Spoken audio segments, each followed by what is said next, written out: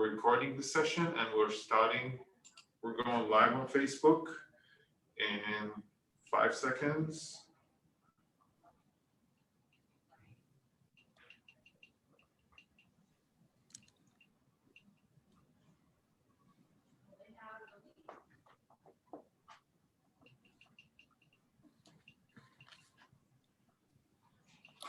All right, and we are live. Thank you so much for everyone who joined us today.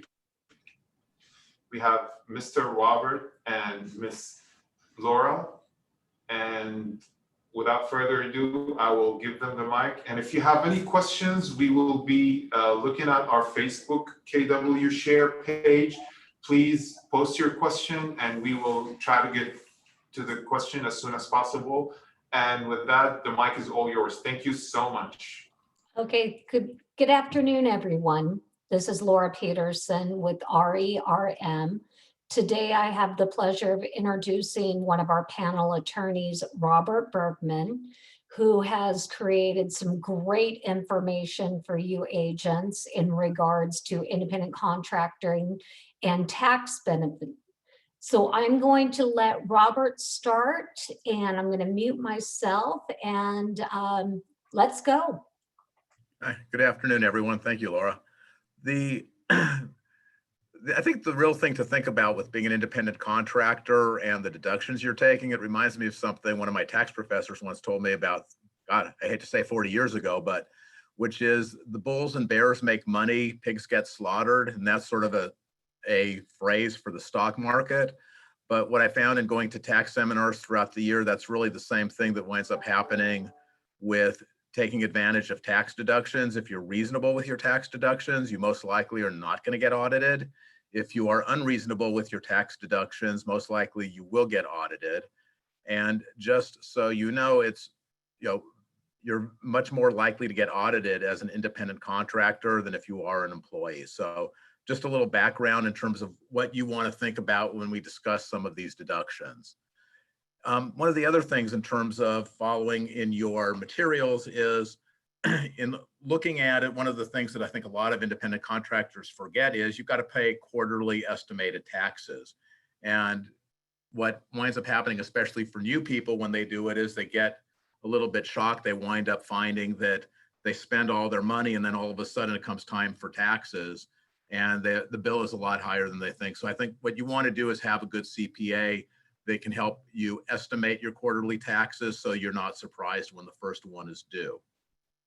The first category that for those of you, especially with what's going on with COVID, is to take to understand what you can deduct for your home office. And I sort of like telling the story of a client that I had many years ago who came to us because of a tax audit, and they were a very famous architect, and they built their house and they used their entire house as sort of a showpiece for other people for work they were going to do. And they actually tried deducting the entire cost of everything associated with their home. And surprisingly, they got audited and we did the best we could, but it was one of those things where they just went overboard. So one of the things you want to do with the home office is you have to look and make sure that it's regularly and exclusively used for work. And by exclusively, it means that if your kids are in the same room that you're in with their toys and things like that, that is not exclusive. You've got to be in your office, a good chunk of the time, and you should really be the only one to use that portion of the office. If it is used regularly and exclusively for work, then typically it would be considered a primary place of business. And if so, there's ways you can calculate the tax deductions. The riskier way is to basically look at your direct expenses and indirect expenses, such as renovations, painting, insurance, a proportionate part of property taxes and insurance, and take those on your tax return. Now, again, it can be done. A lot of people do it. And what winds up happening is it is something that the IRS will look at typically if you're audited. The safe harbor, though, it doesn't give you a lot of deductions, but basically it's the IRS safe harbor is to take $5 per square foot up to 300 square feet per year, which would be a maximum write-off of $1,500 per year. And what you have to do is take a look at that and decide, how risk adverse you are. Some people do not have a problem with being risk adverse and they'll go way beyond that 1,500. But if in fact you can justify a 300 square foot space and you take your $1,500 for your home office, it's what's called a safe harbor, and you're not going to get audited on that issue. And so again, it really depends on what else you're doing on your tax return and how risk adverse you want to be in filing your tax return. And what I would suggest, if there's any questions, there are different sections, and maybe send in your questions at the end of each section or during, and then we can get those questions answered for you if you have specific questions. Going on to the next page, another topic is, as for real estate agents and real estate brokers, and my wife happens to be one, but hasn't worked for about 20 years in real estate since we have kids, but the continuing education is needed to maintain your license. And also it helps to grow your business. It can help attract new clients. And these educational expenses, which can mount up, which would include conferences, books, subscription, those types of things, are something that can be looked at as being deductible on your tax return, and should be. Also, what you want to take a look at is expenses that the expense of maintaining your license and renewing your license and joining trade groups related to real estate are also allowed to be deducted on your tax return. Now, again, I just want to remind you, and I'm going to remind you a few times, is when you're doing your taxes, just think about how risk adverse you are in terms of what you want to do, and how much you're going to do. I've had people where they've want to take literally every single cent that they spend on anything and everything, thinking it will never be looked at. And again, you're sort of playing audit roulette. The IRS audits a small percentage of returns, but the IRS also has sort of red flags on a computer that when your return does go through, there are certain things that will kick off an audit more likely than not, and more often than not. Another expense that you can look at is depreciation. And basically depreciation, sort of the example is that you buy a piece of machinery like a printer, and obviously that printer, if you paid $500 for it a couple of years from now, it's not worth as much. And so typically what you do is you would go ahead, and there are depreciation schedules that the IRS provides for certain types of equipment in terms of, does it get depreciated over 3 years, 5 years, or the period of time. And so if it lasts you more than a year, you write off the depreciation on your tax return. There also, you'd want to talk to your accountants about it. There's an Internal Revenue Code section 179, which in certain circumstances, you can write off the entire expense of the purchase in year one.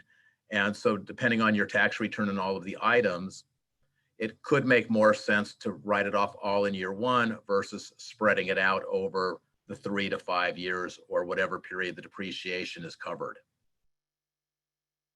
The next area, which everybody would wind up having, are car expenses.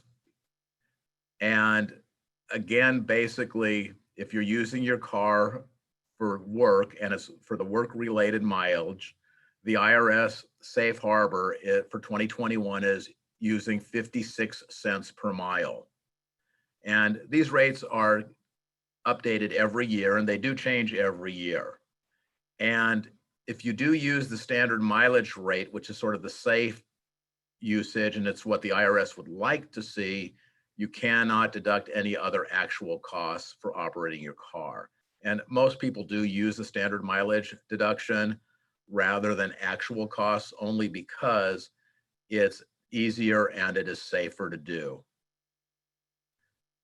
You can also wind up deducting tolls, parking expenses, and these things can add up significantly. And, basically, if you are using the miles, it's only business related miles. So the easiest way to typically figure it out at the end of the year is, and you're going to want to have a log for it every day, is if you drove 12,000 miles during the year and 6,000 were related to a business purpose, then it would be 6,000 times 56 cents per mile is what you would take as a deduction.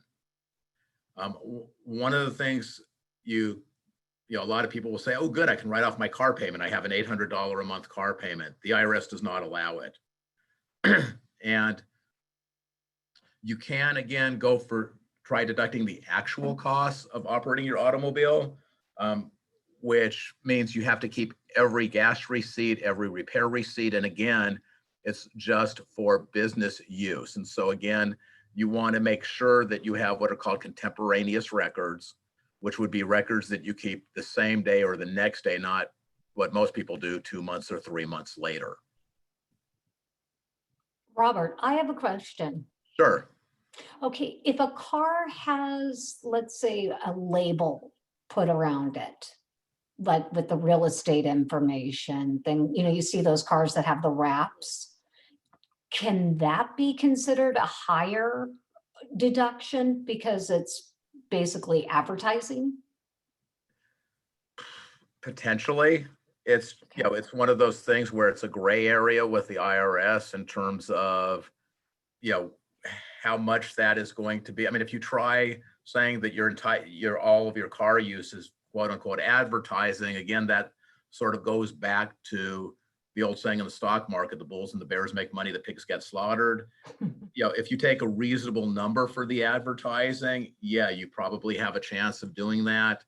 I've seen people where, they basically just are pretty cautious, but for some other reason, they wind up getting audited. So, if you're reasonable with it, your chances of getting audited are pretty unlikely. And you basically do call it advertising, which in essence really is what you are doing, you should be okay. Okay, great. All right, thank you.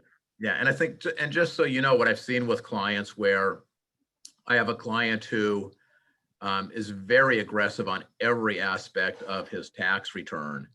And what will wind up happening is the audit started with, this client happens to have 2 private airplanes, and the audit started with his airplanes and basically went through everything else, including automobile usage and everything else that he had. So that's where you have to sort of look at what else is going on with your tax return and what else are you trying to claim. And if you're not trying to claim too much and be too ridiculous on too many areas, it's really reducing the chance that you will get audited.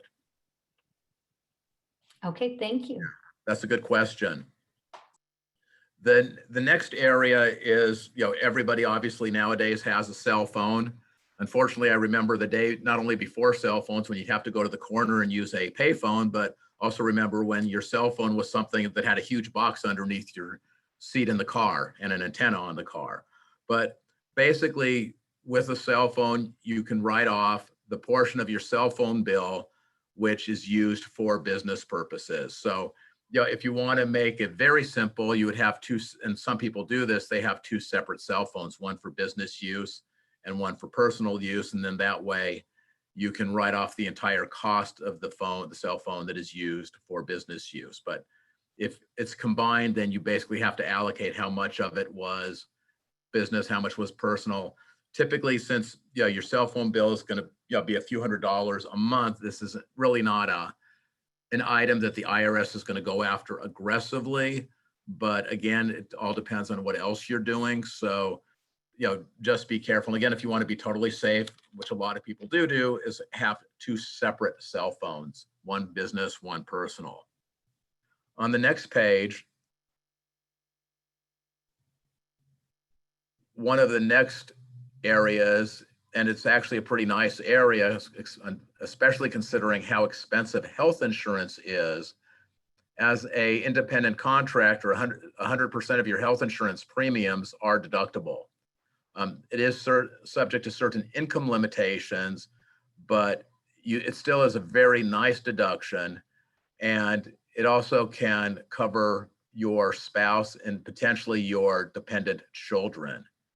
And it also can cover other medical expenses such as glasses, medications, and visit to a doctor. So this is something that, with everything else that has been taken away with the different tax acts, the health insurance is potentially still 100% deductible.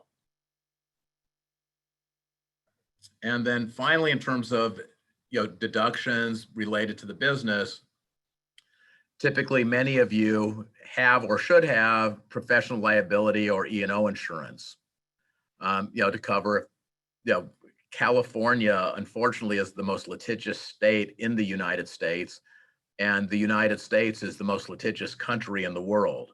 So unfortunately, people are going to wind up getting sued or being threatened with a lawsuit.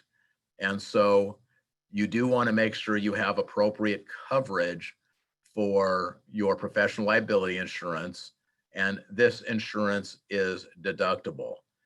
And what I've seen numerous instances, just so everybody knows, that you may not think you did anything wrong, but there's a lot of attorneys out there that will file lawsuits, and the lawsuits will get filed with, sort of the understanding of, well, it's going to be cheaper for the defendant to pay me $10,000 or $20,000 to try defending this. So, if you haven't been sued at some point in your career, don't be surprised if you are sued.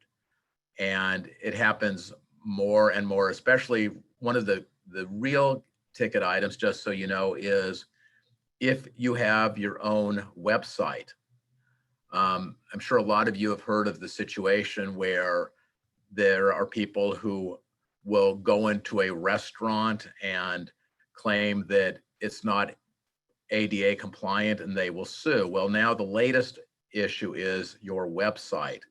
If your website is not compliant so that somebody who is blind or deaf can access your website, that is sort of the latest trend in people bringing lawsuits. So understand that, be aware of that, and you probably want to talk to your IT people to make sure your website, if you're using an independent website rather than the company website, is compliant with the latest standards. Before we start the next topic regarding food and beverage expenses, does anybody have any questions? All right, so far, not that I can see. If you can give me 2 seconds, it will be a minute to upload. Actually, yes, there is a question. One of our agents wants to know, is there a difference between a purchase and a lease as far as write-off concerned? And there's also a second question. No, actually, that's the only question. The other one is about the slides.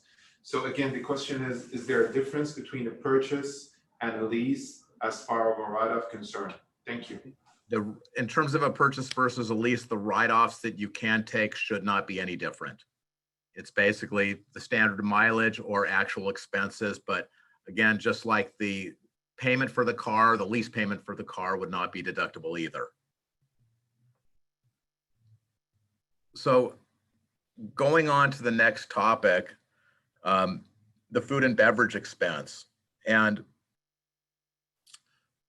under prior law, business was typically allowed to deduct 50% of the cost of business-related meals, which is interesting because it's sort of a carve-out, because usually a business can deduct the full cost of ordinary expenses, which this would be, but back in 1993, Congress limited the deduction to 50%. However, new legislation to help try to stimulate the economy is basically saying that expenses paid or incurred in 2021 and 2022 are going to be 100% deductible.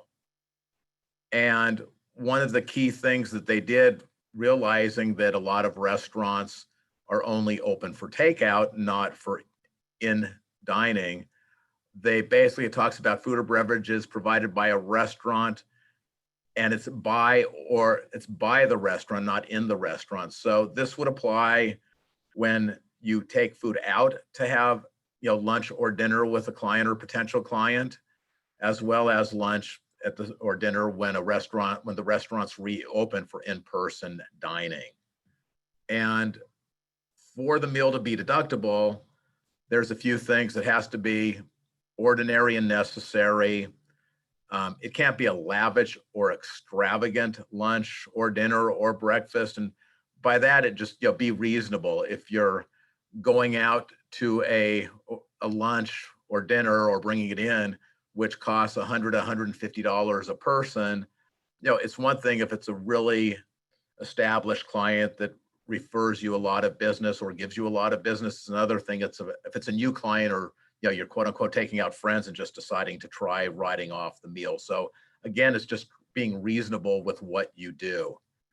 And when the food is served, or in the case if it's brought home eaten, you or one of your employees, if you have any, must be at the event.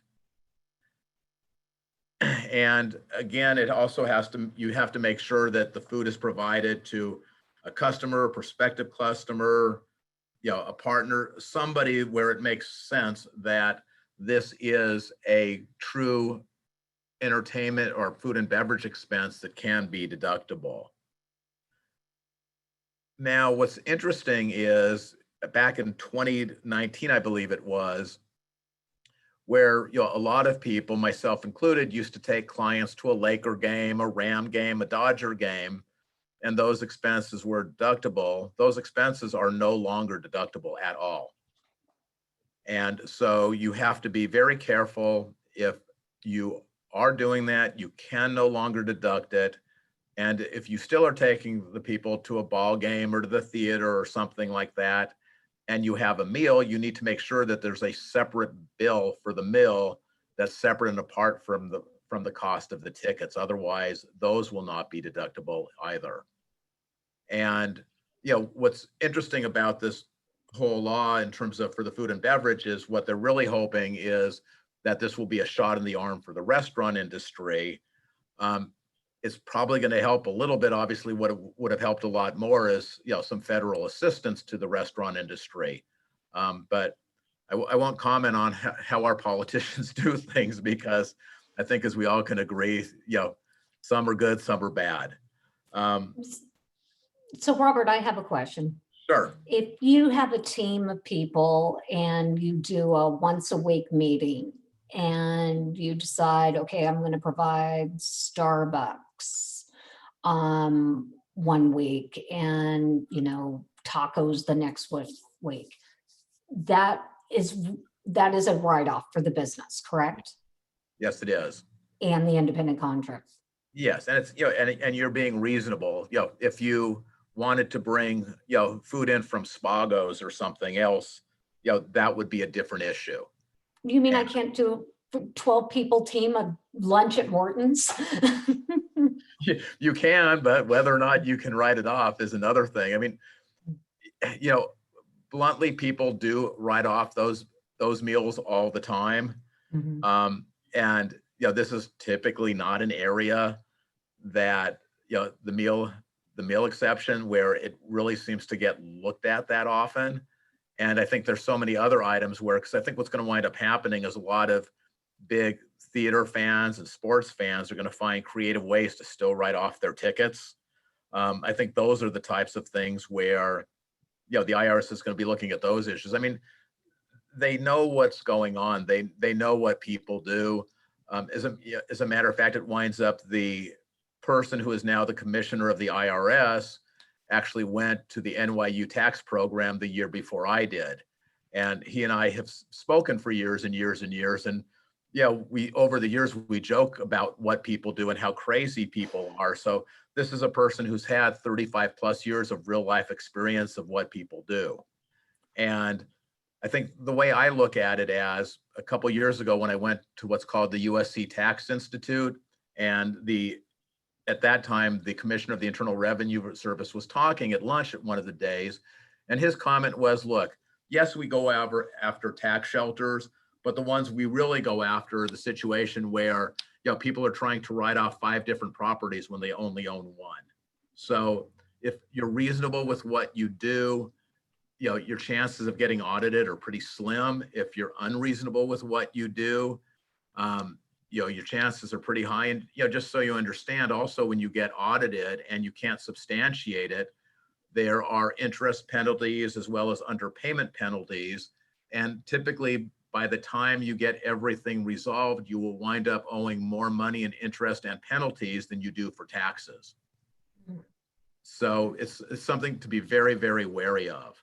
And right now it's not as bad as it was because the interest rate that the IRS charges is not that high compared to what it was when the interest rates were better. But I saw some audit cases where by the time they were resolved, the client potentially could owe 3 to 4 times more in interest and penalties than they did in actual taxes.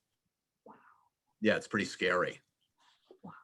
Okay. And typically just, one of the things that you learn is that filing bankruptcy does not release the IRS. Once they got their claws in you, they keep them in you. Yeah. Mr. Roberts, staying on this subject, just one last question. What is considered a meal for yourself? When you're eating with a group of people, you can also deduct your meal as well. If if you're just eating by yourself, don't try deducting that. I mean, it's going to look pretty obviously too with the receipt because usually it will show how many people were served or what the meal was. So if it's one meal and you're trying, unless somehow you're trying to split it with somebody, it's going to look a little obvious. But you would be surprised what people do.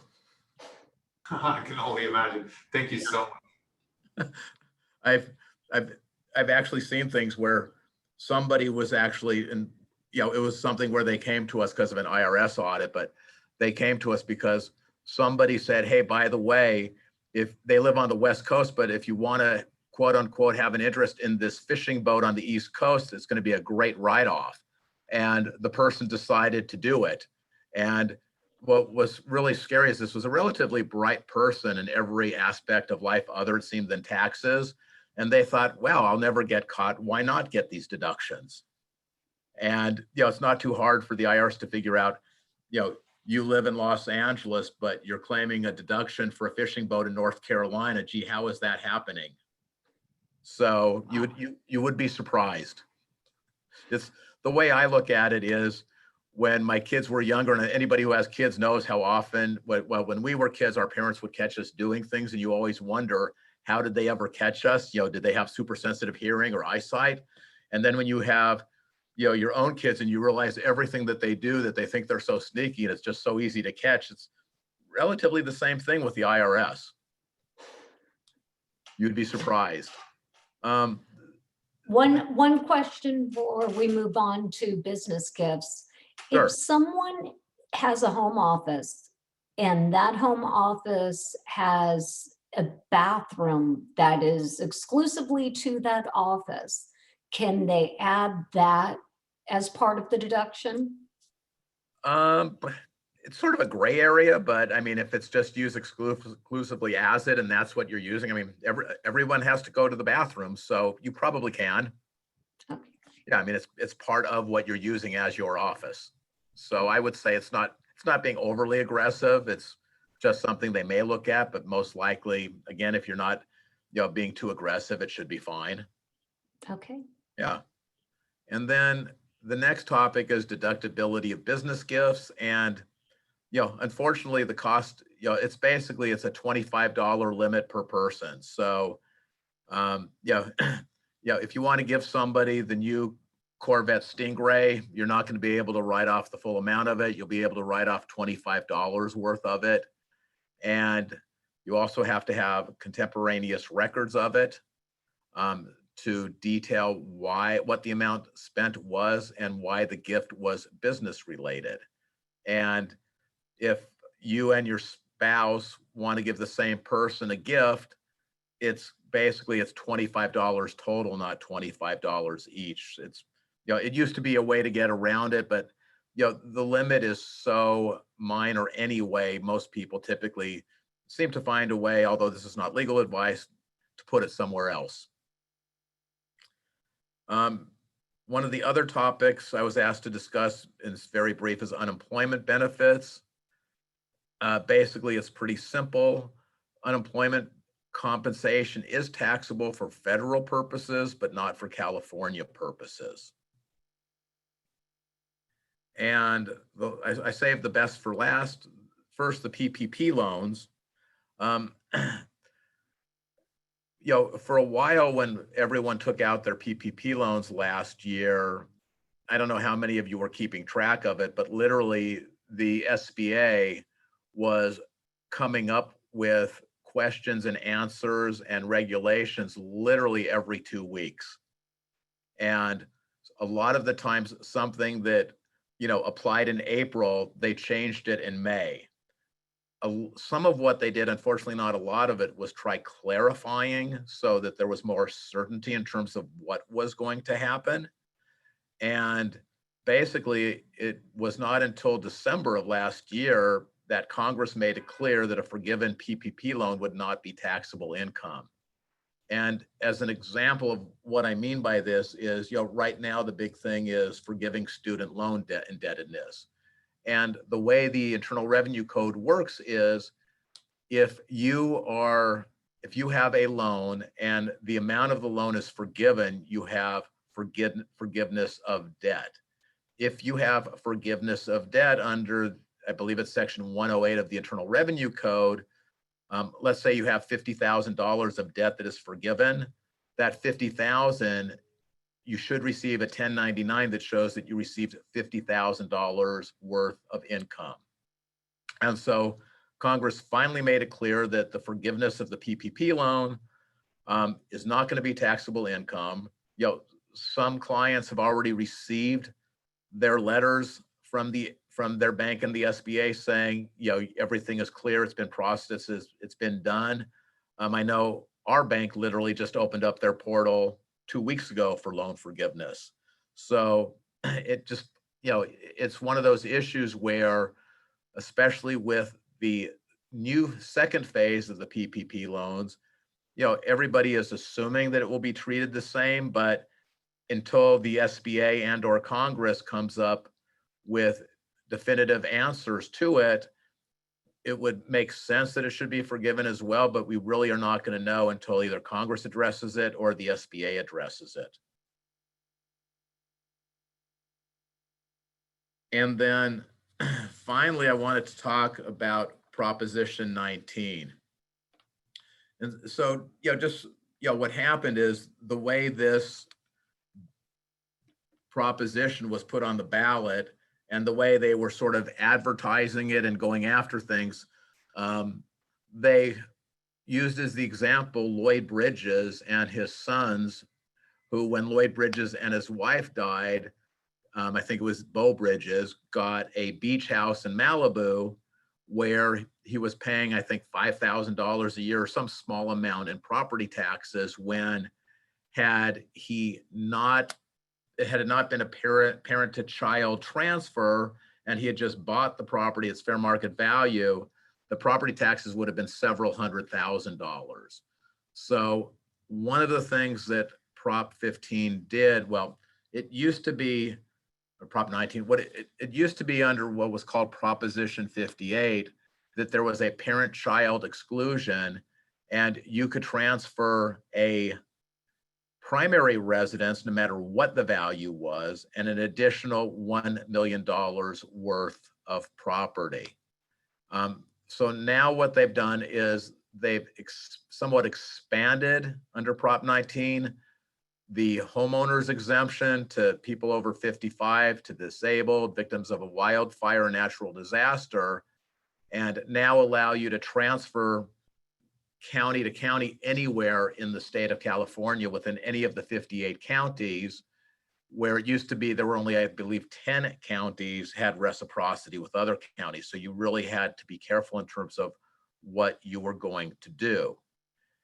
And the new law, basically, it still allows a primary residence to be transferred to a child from the parent, or if there is no parent, to the grandchild, but it has to be a house that the child or grandchild is going to use as their primary residence. And so no longer can you do what a lot of people used to do. It was a vacation home or they used it as a rental property. You can't do that anymore. And they still kept the 1 million of other property. So, one of the things that a lot of clients have been rushing for is February 15th is the deadline because this new law becomes effective on February 16th. So a lot of people have transferred houses to take advantage of the exclusion on basically so that their kids can get it, they can rent it out and do whatever they want to do with it. One of the interesting things is, I was explaining to Laura the other week, which is the county recorder's office in most counties, especially LA, are so backed up that you typically can't just go down anymore, obviously, to record things. And so what's happening is we've been recording things that sometimes are taking more than 30 days to get back. But the law on these transfers seems relatively clear, but there's no case law on it yet, is that as long as it's signed and notarized before the 15th, you should be okay, even if it does not get recorded until after the 15th. But, what a court does with that, hopefully it will be consistent, but who knows? But they should go along with the way everyone thinks it should go. But, you never know. One of the things is, the state is so desperate for money, and so are the counties, that they may decide, hey, you know what, we're going to change what we always said it was. We're now going to make it had to be recorded by that date. So just something to think about. I mean, there's only a week left to do it. And so you need to be very careful about it. And, some of the other things to think about if somebody really does want to make that transfer is, you've got to remind them that when they transfer to their child, they've lost total control of the property. The child can sell it from under them if they want to.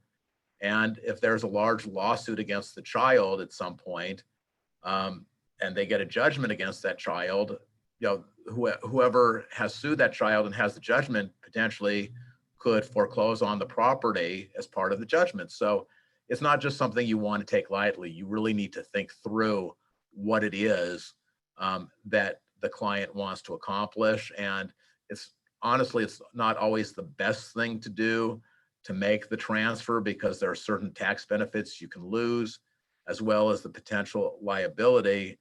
And if somebody's children really have no desire to keep the property anyway when the parent passes away, there really is probably no reason to transfer the property at this point in time. And then what you can see is on page 5, there's a chart where it compares current law to the new law. And so you can just take a look at that in terms of what it includes, what the limits are, the effective dates, and everything else. And then if you go to the last page of the presentation, it talks about the senior replacement home transfers, which has an effective date of April 1st. And it basically only allowed seniors to 55 and older to transfer, or disabled people to transfer the value of their home to a replacement home, so long as the market value was equal or less than the value of the old home. And it was limited in scope to one time and only to certain counties. And as I said, now the fair market value can be higher. It goes anywhere in California, and it allows you to do this 3 different times. So I think, one of the reasons behind this, obviously, is the real estate lobby in California is very strong. And obviously, the more times people sell their house, the more time the house is going to be on the market. So that, I think, it's helpful to seniors and the disabled, but I know that the real estate lobby was very strong behind this as well. And so, there's sort of a practical reason for it as well. Any other questions? I'm done with my presentation. Matt, you seen any questions? Yes, thank you so much. I have a couple over here. One of our agents wants to know if she's doing a Zoom meeting, if she can still write off the meal. So in other words, she's bought, I assume, so if they bought lunch for the other person and themselves, and they're having a meeting by Zoom, I think you could probably, it's unclear, but I think you could argue, look, you're not supposed to be in contact with, under all of the COVID restrictions, you're not really supposed to be in contact with anybody. and you are having a meal with the person. So I see no reason why, you can't justify that. Look, I wanted to have a lunch with this person. We did it in a safe manner. It would be sort of crazy for the IRS to say, oh no, you can only do it in an unsafe manner by being in person with each other. So I would say, I would probably think that that should be relatively safe. Just a Good thing. question, actually. Now we went on the record. The second question is, do you have to maintain, or is it better to maintain credit card receipts to justify the expenses, and is it better to keep them for your accountant in order for you to claim them later on? Absolutely. What you want to do is not only keep your credit card receipts, but also have a contemporaneous log of what you've done, the business purpose for it, the date of the meeting, what it cost, why you met with the person, and basically what, sort of the business purpose. And so the more detailed you are, the better off you are in terms of, having it in case there ever is an audit looked at and passed by. Like I mentioned with the client that owned the airplanes, luckily with the airplanes, you do keep a contemporaneous flight log. And so the flight log kept all of the information of where they flew to, who he flew with, why they flew, et cetera, et cetera.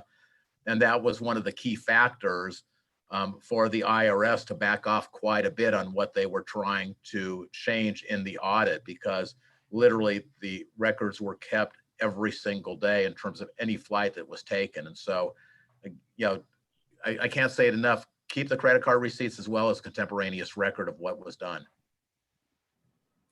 Awesome, thank you so much. And then the next question is gonna circle back to the gifts section. And is it $25 limit per item?